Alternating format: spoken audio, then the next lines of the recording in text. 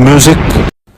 जब भी आप किसी छोटे चीज का त्याग करेंगे और उससे बड़ी चीज की उपलब्धि होगी, बात तो सही है, तो आप स्वाभाविक तौर पे महान बनेंगे।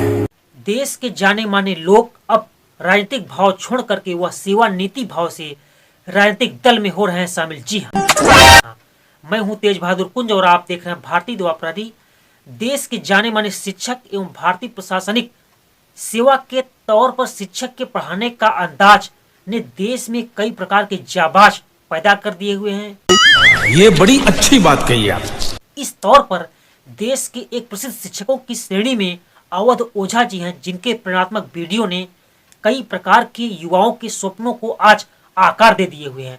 आइए हम अवध ओझा जी की उस वीडियो की क्लिप को दिखाते हैं, तो आप भी अपने विश्वास को और अटल कर देंगे। जब भी आप किसी छोटे चीज का त्याग करेंगे और उससे बड़ी चीज की उपलब्धि होगी, तो आप स्वाभाविक तौर पे महान बनेंगे। ठीक है, समझिए। हम आपको बताना चाहते हैं कि अवध ओझा जी एक बार उन्होंने कहा था कि शिक्षा एक शेरनी का दूध है और जिस व्यक्ति ने इसको पिया है वह अपने दहाड़ से पहाड़ जैसी समस्याओं को भी अब अमावस्या जैसी समस्याएं भी नहीं रहने दिया है अपने जीवन में। क्या बात है सर, क्या बात है सर, क्या बात, ये बात है। अरे सर क्या। ऐसे संदर्भ में आइए हम उनकी वीडियो के क्लिप को देख लें। और मेरा यही कहना है, मैं तो हमेशा ये नारा देता हूँ कि शिक्षा शेरनी का दूध है, जो पिएगा वो दहाड़ेगा। तू समझा? हाँ। नहीं, तू समझा नहीं। लेते हैं। हम आपको बताना चाहते हैं कि पत्रकारों के एक साक्षात्कार में अवध ओझा जी से पूछा गया कि नरेंद्र मोदी और राहुल गांधी में कौन बेहतर नेता है, मगर क्यों? अभी पता चले।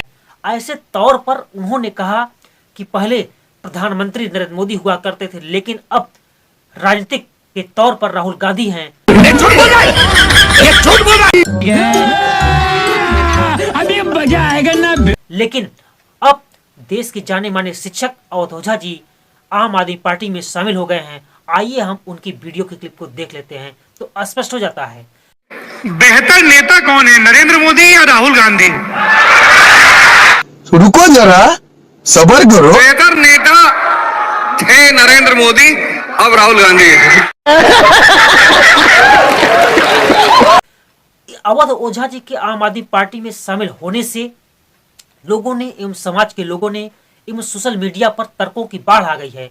कई लोगों ने तो इसे अवध ओझा जी को कह दिया है कि ये तो क्लास टेस्ट की तरह है। जिस प्रकार क्लास टेस्ट में होते हैं, उसी प्रकार से जो शिक्षक हैं उनके भी परिणाम बदल रहे हैं। यही नहीं, अभी और सुनिए। ऐसे तौर पर हम आपको बताना चाहते हैं कि स्वयं सेवक संघ के प्रमुख मोहन भागवत जी एक सार्वजनिक भाषण में कहा कि अब लोगों को 3 बच्चे पैदा करने चाहिए। ऐसे तौर पर अब सोशल मीडिया पर लोगों के तर्कों की बाढ़ तो आ ही गई है, जिसके तौर पर तमाम प्रकार के प्रश्न की झड़ी लग गई है और लोगों ने कहा है, पूछना शुरू कर दिया है कि क्या मोहन भागवत अपने खुद बनाए गए नियम पर फॉलो करते हैं नहीं। या देश के प्रधानमंत्री माननीय नरेंद्र मोदी जी के कितने बच्चे हैं, बात तो सही है। या फिर योगी जी के कितने बच्चे हैं। अरे कहना क्या चाहते हो? ऐसे तमाम लोग भारतीय जनता पार्टी में हैं, क्या उनके नियम का कोई पालन कर रहा है?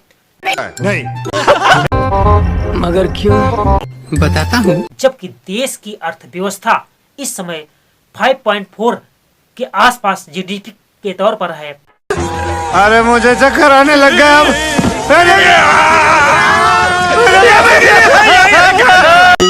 अरे बाप रे, ये तो धोती खोल रहा है। ऐसे तौर पर क्या 3 बच्चे पैदा करना क्या उचित नहीं।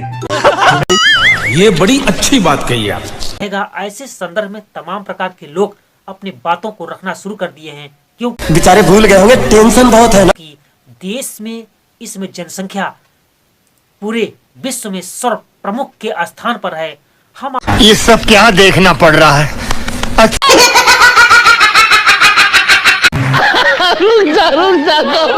आपको बताना चाहते हैं कि जब देश में विपक्ष के तौर पर माननीय नरेंद्र मोदी हुआ करते तो उस समय उन्हें देश में महंगाई के बारे में, बेरोजगारी के बारे में तमाम प्रकार की बातें याद हुआ करती थी। और ये तो लेटेस्ट न्यूज।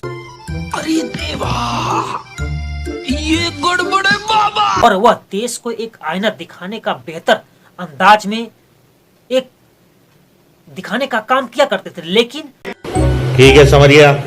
ऐसे तौर पर जब वह देश की प्रधानमंत्री हैं, अब उन्हें देश की जो अर्थव्यवस्था है, जो जीडीपी है, वह 5.4 के लग नीचे है। ऐसे संदर्भ में अब सही लग रहे हैं। यही नहीं, अभी और सुनिए। ये 3 बातें हैं जिसको कारण बड़ी चिंता का विषय बनता है। ठीक है। 1, विकास दर का इस प्रकार से नीचे गिरना। ठीक है। दूसरा, रुपया तेजी से कमजोर हो जाना।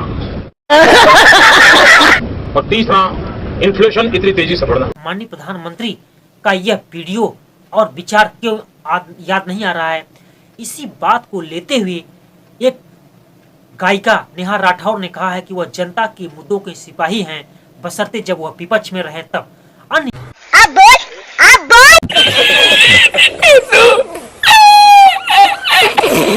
यूजर्स ने कहा है कि वह उनको हमेशा 3 बातें याद रखती हैं, लेकिन वर्तमान में उन्हें अब अपने कार्यकाल में उन्हें ऐसे कोई मुद्दे नहीं दिखते हैं।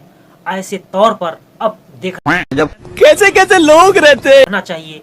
हम आपको बताना चाहते हैं कि आप लोगों की इन तीनों वीडियो की क्लिप को देखने के बाद आप लोगों की क्या राय है, कृपया कमेंट बताइए। और भारतीय दुआ प्रहरी चैनल को अपना आशीर्वाद प्रदान करते हुए चैनल को सब्सक्राइब करिए और दूसरे लोगों में शेयर करिए। बहुत बहुत शुक्रिया। जय हिंद, जय भारत।